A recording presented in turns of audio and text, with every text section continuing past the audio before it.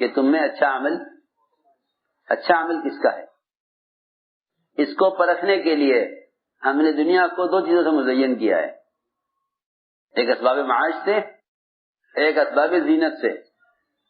اسباب زینت میں تو آدمی بنی ہوئی چیز سے متاثر ہو کر بنانے والوں کو بھولتا ہے، اور اسباب معاش میں دنیا کی شکلوں کو اور چیزوں کو اپنی زندگی کے بسر کرنے کا ذریعہ سمجھنے کی وجہ سے اللہ کو بھولتا ہے.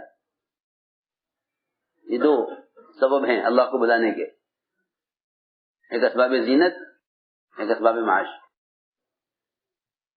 اگر بنے ہوئے میں بنانے والے کو غور کرے تو بنا ہوا بنانے والے کا تاثر پیدا کرے گا.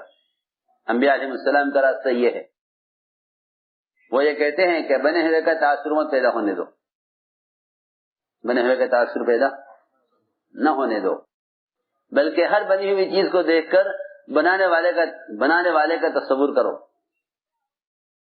اگر بنانے والے کا تصور ہے تو بنانے والے کا تاثر پیدا ہوگا، اور اگر بنے ہوئے کا تصور ہے تو بنے ہوئے کا تاثر پیدا ہوگا. یہ انبیاء علیہ السلام کی دعوت کا خلاصہ ہے، یہ انبیاء علیہ السلام کی دعوت کا خلاصہ ہے کہ انبیاء علیہ السلام نے اپنی دعوت اور کوشش سے بنے ہوئے کا تاثر دلوں سے نکال کر بنانے والے کا تاثر پیدا کیا. آج بھی یہی بات ہے، آج بھی یہی بات ہے کہ دنیا میں جتنی بے دینی ہے وہ اللہ کے غیر کے تاثر کی وجہ سے ہے. بنے ہوئے سے بنانے والے کو پہچاننا یہ ملت ابراہیمی ہے. ابراہیم علیہ السلام نے یہ راستہ امت کو بتلایا ہے، یہ راستہ دکھلایا کہ بنے ہوئے سے بنانے والے کو پہچانو. تو اگر بنے ہوئے کی تمام نقل و حرکت اور بنے ہوئے سے تمام نتائج اور بنے ہوئے کی حیثیت وہ صرف بنانے والے سے ہو تو پھر انسان اپنے اللہ کے درمیان کسی چیز کو حائل نہیں سمجھتا. یہ براہ راست اللہ سے ملتا ہے، براہ راست اللہ سے ملتا ہے. اور اگر وہ اپنے اللہ کے درمیان بنی ہوئی شکلوں کو ذریعہ سمجھ لے تو پھر وہ نعوذ باللہ اللہ تعالیٰ کو ان شکلوں کا پابند سمجھتا ہے. مشرکین اللہ کا انکار نہیں کرتے تھے، وہ اللہ کا انکار نہیں کرتے تھے. کہ اگر آپ ان سے پوچھئے کہ آسمان زمین کس نے بنائے تو کہیں گے اللہ نے بنائے. اور اگر آپ نے پوچھا ایک مشرک سے کہ تجھ پر کوئی آفت، کوئی مصیبت، کوئی نقصان آ جاوے تو نقصان کی تلافی کس سے کراتا ہے؟ اس نے کہا وہ اللہ جو اکیلا ہے آسمانوں میں ہے.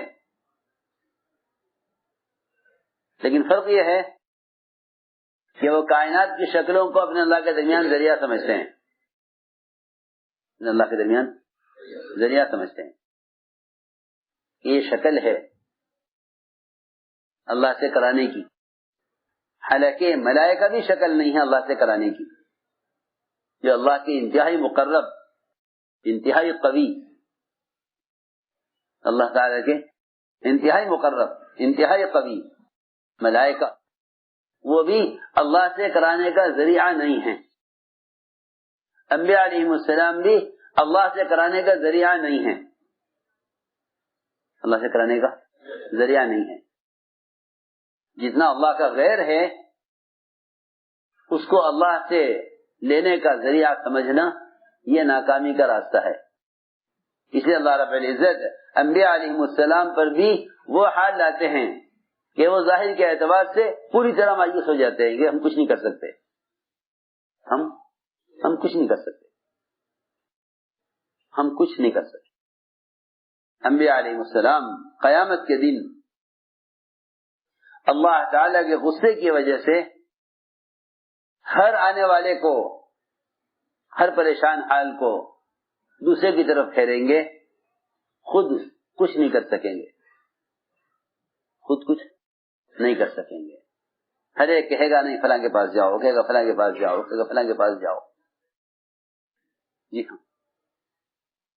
تو میں اس لیے عرض کر رہا تھا کہ کوئی ذریعہ نہیں ہے، کوئی ذریعہ نہیں ہے. انبیاء، ملائکہ، جنات، یہ بڑی بڑی مخلوق ہیں اور مقرب مخلوقات ہیں. ان میں بعض قوی مخلوقات ہیں، بعض مقرب مخلوقات ہیں، لیکن اللہ کی ذات عالی سے براہ راست فائدے اٹھانے کا کوئی ذریعہ نہیں ہے سوائے اس کے احکام کے، سوائے اس کے احکام کے.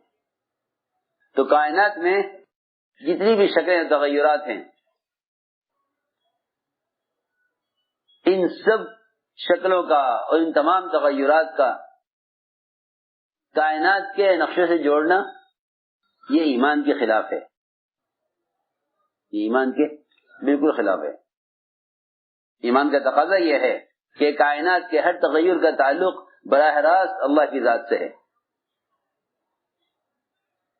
کائنات کے ہر تغیر کا تعلق براہ راست اللہ کی ذات سے ہے. کائنات کے ہر تغیر کا تعلق براہ راست اللہ سے ہے. کائنات کے تغیرات کا کائنات سے کوئی تعلق نہیں ہے. اس کا سمجھنا بہت ضروری ہے. ابراہیم علیہ السلام کی دعوت کا خلاصہ یہ ہے، ابراہیم علیہ السلام کی دعوت کا خلاصہ یہ ہے کہ ستارے کو دیکھا تو اس کا انکار، چاند کو دیکھا تو اس کا انکار، سورج کی بڑائی اور اس کی تپش کو دیکھا تو تاثر تو پیدا ہوا، لیکن تمہارے دل میں جب اللہ کے غیر کا تاثر پیدا ہو تو اللہ کے غیر کے انکار سے اس تاثر کو ختم کرو. یہ دعوت ہے، یہ دعوت ہے. ابراہیم علیہ السلام نے اس تاثر کو ختم کیا کہ نہیں، آنے جانے والا معبود نہیں ہو سکتا بلکہ لانے لے جانے والا ہی معبود ہو سکتا ہے. آنے جانے والا معبود نہیں ہو سکتا اور لانے لے جانے والا معبود ہو سکتا ہے. فرق ہے یہ. سائنس کا تقاضا ہے کہ کائنات کا نظام کائنات سے چل رہا ہے. ایمان کا تقاضا ہے کہ نظام کائنات براہ راست خالق کائنات سے چلتا ہے. کائنات کی شکلوں سے کائنات کی شکلوں کا کوئی تعلق نہیں ہے. یہ کہنا کہ جب یوں ہوگا تو یوں ہوگا، جب یہ ہوگا تو یہ ہوگا، اس کا مطلب صاف یہ ہے کہ تم نے اللہ سے ہونے کا تو انکار کر دیا. اللہ سے ہونے کا تو انکار کر دیا. اگر یہ کہہ دیا کہ جب یوں ہوگا تو یوں ہوگا اور اگر یہ نہیں ہوگا تو یہ بھی نہیں ہوگا، تو تم نے اللہ سے ہونے کا تو انکار کر دیا. ابراہیم علیہ السلام نے سب سے پہلا سبق یہ پڑھایا کہ جتنے کائنات کے تغیر ہیں ان کا کائنات سے کوئی تعلق نہیں ہے، ان کا تعلق براہ راست خالق کائنات سے ہے. حضور اکرم صلی اللہ علیہ وسلم نے بھی اپنے صحابہ کو ایمان اسی طرح سکھلایا.